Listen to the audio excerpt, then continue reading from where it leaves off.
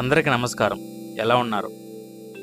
Bro code పాడ్కాస్ట్కి అందరికీ స్వాగతం. ఈరోజు మనం మహాజానపదాలు క్రీస్తు పూర్వం 600 నుండి 322 మధ్యకాలంలో మగధ, కోశల, అవంతి మొదలైన 16 మహాజానపదాల గురించి తెలుసుకుందాం.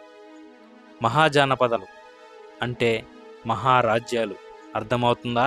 ఈరోజు మనం మహారాజ్యాలు అయిన 16 రాజ్యాలు గురించి తెలుసుకోబోతున్నాం. చిన్న కథలాగా ఇప్పుడైతే మనం తెలుసుకుందాం. కాలచక్రం ముందుకు సాగుతుంది. వేదకాలపు చిన్న చిన్న రాజ్యాలు ఇప్పుడు పెద్ద పెద్ద శక్తులుగా మారుతున్నాయి. చరిత్రలో ఒక కొత్త అధ్యయనం ప్రారంభమైంది. అది మహాజానపదాల యుగం. కౌశాంబి వీధుల్లో వ్యాపారులు బంగారం, ధాన్యాలు అమ్ముకుంటుంటే అయోధ్యలో ధర్మసభలు నడుస్తున్నాయి. ఉజ్జయినిలో సంస్కృతం వికసిస్తోంది. అరగంగా తీరాన మగధ రాజ్యం తన సైన్యాన్ని సిద్ధం చేస్తోంది. మగధరాజు తన సైన్యాన్ని ఇలా అంటాడు: మన దగ్గర గంగా నది ఉంది, అరణ్యాలు ఉన్నాయి, ఇనుప ఖనిజం ఉంది. వీటితో మనం మహాజానపదాలలో శ్రేష్ఠులు కావాలి. సరిహద్దులు విస్తరించండి, ఇతర జానపదాలను జయించండి.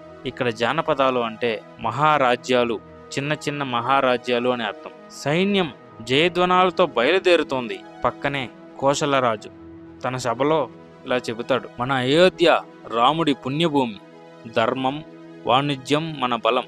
కానీ మగధ మన మీద కాలు దువ్వడానికి సిద్ధంగా ఉంది. మనం కూడా సిద్ధంగా ఉండాలి అని కోశలరాజు తన సభలో చెబుతాడు. అదేవిధంగా మనం ఈ సమయంలో మధ్య భారతదేశంలోని అవంతి రాజ్యానికి వెళ్తాం. అవంతి రాజ్యం ఉజ్జయిని మహానగరంలో ఒక వ్యాపారి ఇలా అంటున్నాడు: మన ఊరు సంస్కృతి విద్యా కేంద్రం, కానీ యుద్ధాల వల్ల వ్యాపారం ఆగిపోతుంది. ఎప్పుడు శాంతి వస్తుంది? వచ్చే రాజ్యంలో గురువు శిష్యులకు చెబుతాడు. మహాజానపదాల మధ్య పోటీ నడుస్తున్నా ఈ భూమి నుంచి ఒక మహాజ్యోతి వెలుగుతుంది. అది గౌతమ బుద్ధుడు, అది మహావీరుడు.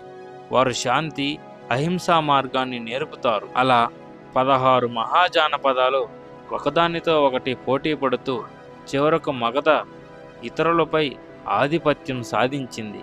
కానీ ఈ కాలం మన చరిత్రలో కేవలం యుద్ధాల కాలం కాదు, ఆధ్యాత్మిక మార్పుల, సాంస్కృతి వికాసాల కాలం కూడా. ఇదే మహాజానపదాల గాథ, భారతదేశ చరిత్రలో ఒక వెలుగైన అధ్యయనం.